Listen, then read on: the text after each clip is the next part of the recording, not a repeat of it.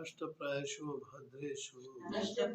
भद्रेषु नित्यं भागवत सेवया भागवती उत्तम श्लोके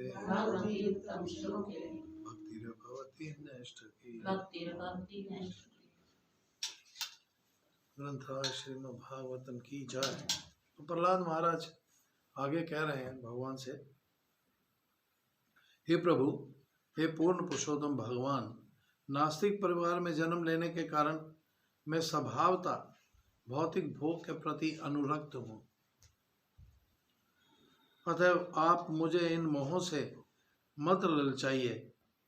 मैं भौतिक दशाओं से अत्यधिक भयभीत हूँ और भौतिकतावादी जीवन से मुक्त होने का इच्छुक हूँ। यही कारण है कि मैंने आपके चरण कमलों की शरण ग्रहण की है।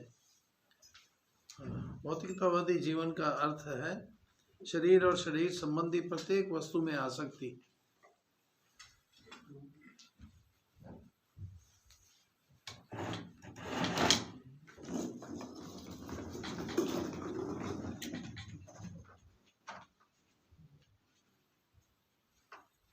यह आसक्ति इंद्रिय तृप्ति के लिए काम इच्छा पर और विशेष रूप से मैथुन सुख पर आधारित रहती है।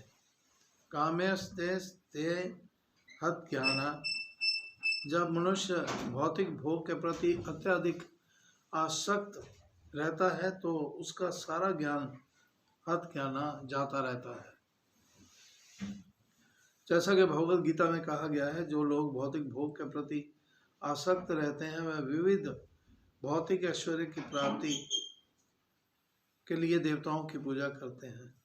वे देवी दुर्गा तथा शिव जी की पूजा के प्रति विशेष अनुरक्त रहते हैं, क्योंकि ये दिव्य दंपति अपने भक्तों को समस्त भौतिक ऐश्वर्य प्रदान कर सकता है।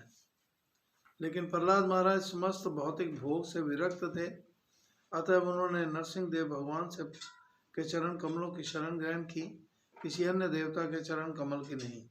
ये भली भांति समझ लेना चाहिए कि यदि कोई भौतिक जगत से, तीनों तापों से या जन्म मृत्यु जरा व्याधि से छूटना चाहता है तो उसे पूर्ण पुरुषोत्तम भगवान की शरण ग्रहण करनी चाहिए, क्योंकि पूर्ण पुरुषोत्तम भगवान की शरण के बिना भौतिकतावादी जीवन से मुक्ति संभव नहीं है। नास्तिक लोग भौतिक भोग के प्रति अत्यधिक आसक्त रहते हैं। नास्तिक लोग, इसका मतलब भक्त को आसक्त नहीं होना चाहिए, नास्तिक रहते हैं। इसका मतलब हम भक्तों के भी अगर भौतिक भोग के प्रति आसक्त हैं तो फिर क्या है? नास्तिक।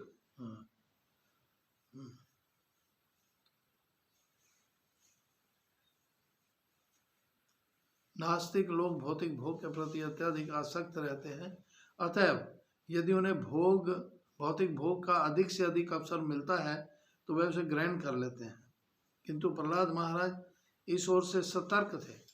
यद्यपि उनका जन्म भौतिकतावादी पिता से हुआ था, किंतु भक्त होने के कारण उन्हें कोई भौतिक इच्छा नहीं थी, तो अन्य अभिलाषिता शून्य, कोई भी अभिलाषा नहीं थी।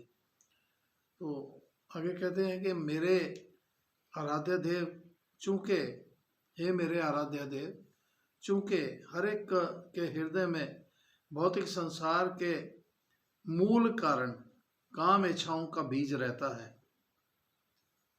अतः आपने मुझे इस भौतिक जगत में शुद्ध भक्त के लक्षण प्रकट करने के लिए भेजा है। तो भक्ति रसामृत सिंधु में नित्य सिद्ध और साधन सिद्ध भक्तों के विषय में पर्याप्त विवेचना दी हुई है। नित्य सिद्ध भक्त इस संसार में अपने उदाहरण द्वारा भक्त बनने की शिक्षा देने के लिए वैकुंठ लोक से आते हैं। वो नित्य सिद्ध होते हैं। एक नित्य सिद्ध, एक नित्य मुक्त और एक नित्य बद्ध, दो प्रकार के जीव। नित्य सिद्ध या नित्य मुक्त जो है वो नित्य मुक्त है, लेकिन नित्य बद्ध है, नित्य ही बद्ध है। इस जगत के जीव ऐसे भक्तों से शिक्षा ग्रहण कर सकते हैं। जो नित्य मुक्त होते हैं वो विशेषता हम लोगों के उद्धार के लिए, शिक्षा देने के लिए इस संसार में प्रकट होते हैं और इस तरह भगवत धाम जाने की रुचि हम लोग उत्पन्न उनके उदाहरण से हम अपने भगवत धाम जाने की रुचि उत्पन्न कर सकते हैं। नित्य सिद्ध भक्त भगवान के आदेश से वैकुंठ से आते हैं और अपना उदाहरण द्वारा ये दिखलाते हैं कि किस तरह शुद्ध भक्त बना जाए, अन्य अभिलाषिता शून्य कैसे बना जाए। तो इस जगत में आने पर भी नित्य भक्त भौतिक भोग के प्रलोभनों में नहीं आता।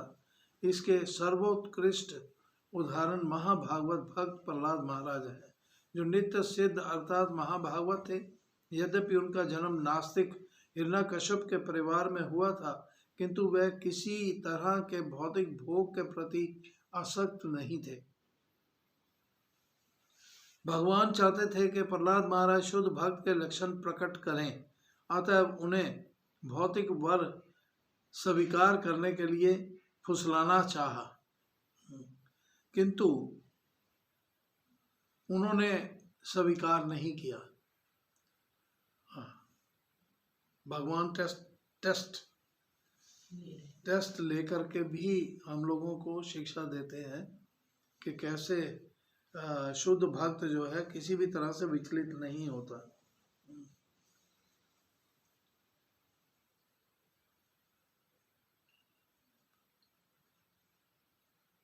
जब भगवान स्वयं इस भौतिक जगत में अवतार के रूप में आते हैं तो वह भौतिक परिवेश से आकृष्ट नहीं होते और उन्हें भौतिक कार्य से कोई मतलब नहीं रहता। फिर भी वे अपने निजी उदाहरण से सामान्य व्यक्ति को भक्त बनना सिखाते हैं। इस प्रकार जो भक्त परम भगवान के आदेश से यहाँ आता है, वह अपने निजी उदाहरण से दिखाता है कि शुद्ध भक्त कैसे बना जाए। इसलिए शुद्ध भक्त सभी जीवों के लिए, जिनमें ब्रह्मा भी सम्मिलित हैं, व्यवहारिक उदाहरण होता है। यानी ब्रह्मा भी एक जीव है और शुद्ध भक्त अपने उदाहरण से ब्रह्मा तक को भी उदाहरण पेश करते हैं, सिखाते हैं। अन्यथा हे भगवान, हे समस्त जगत के परम शिक्षक, आप अपने इस भक्त के प्रति इतने दयालु हैं कि आपने उससे कुछ भी ऐसा करने को प्रेरित नहीं किया जो उसके लिए अलाभकारी हो। दूसरी ओर जो व्यक्ति आपकी भक्ति के बदले में कुछ भौतिक लाभ चाहता है, वह आपका शुद्ध भक्त नहीं हो सकता। वह उस व्यापारी की तरह है जो सेवा के बदले में लाभ चाहता है। तो कभी कभी ये देखा जाता है कि कोई व्यक्ति किसी भक्त के पास या भगवान के मंदिर में किसी भौतिक लाभ के प्राप्त करने के लिए आता है, तो ऐसे व्यक्ति को वणिक कहा गया है। वणिक बिजनेसमैन। भगवद गीता में आर्तो जिज्ञासु अर्थार्थी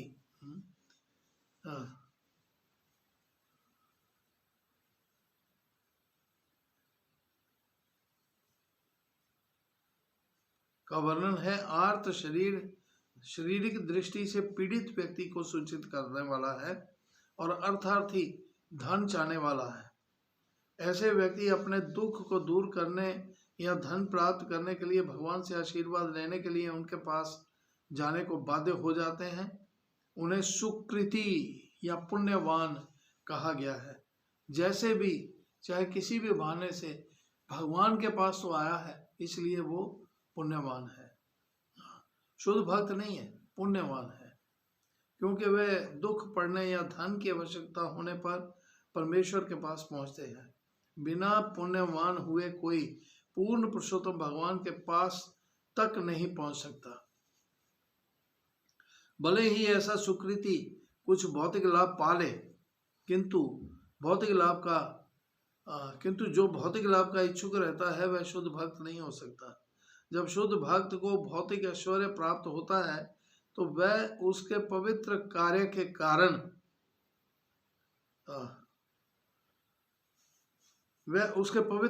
के कारण नहीं, अपितु भगवान की सेवा के कारण प्राप्त होता है।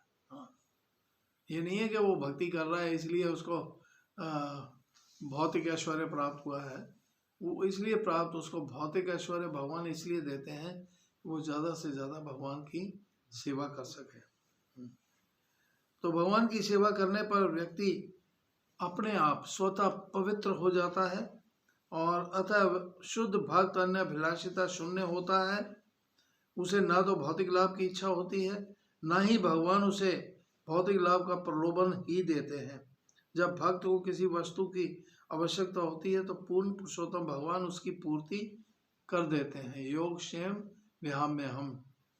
तो कभी कभी भौतिकतावादी लोग भगवान को फल फूल चढ़ाने मंदिर में जाते हैं, क्योंकि उन्होंने भगवत गीता से सीख रखा है कि यदि भक्त कुछ फल और फूल अर्पित करता है तो भगवान उसे स्वीकार करते हैं। भगवत गीता में भगवान कहते हैं कि पत्रम पुरुषम फलम त्वयं यो में भक्त्या प्रयच्छति तदहम भक्त्युपहं मनासि प्रत्यत आत्मना। यदि कोई प्रेम पूर्वक भक्ति पूर्वक मेरे को एक पत्ती फूल जल भी अर्पित करता है तो मैं उसे ग्रहण करता हूँ। इस तरह व्यवसायिक प्रवृत्ति वाला व्यक्ति सोचता है कि यदि फूल चढ़ाने मात्र से कुछ लाभ हो सके, तो जैसे कि उसे प्रचुर मात्रा में धन प्राप्त हो सके, तो ये अच्छा सौदा है। फूल तो सस्ते आते हैं ना तो फूल के बदले में ढेर सारा धन मिल जाए तो क्या चाहिए। तो इस तरह ये तो अच्छा सौदा है। ऐसे व्यक्तियों को शुद्ध भक्त नहीं माना जा सकता, क्योंकि उनकी इच्छाएं शुद्ध नहीं होती। अतः भक्त होने का दिखावा करने के लिए मंदिर जाने से पर भी वह व्यापारी ही बने रहते हैं। सर्वोपाधि विनिमुक्ता तत्परत्वेन निर्मलम। तो जब कोई भौतिक इच्छाओं से पूरी तरह से मुक्त हो जाता है तभी वह शुद्ध हो सकता है, और उसी शुद्ध अवस्था में वह भगवान की सेवा कर सकता है। ऋषिकेन ऋषिकेश सेवनम भक्तिर उच्यते। यही शुद्ध भक्ति पद है। हरे कृष्णा कृष्णा कृष्णा हरे हरे, हरे राम राम राम हरे हरे।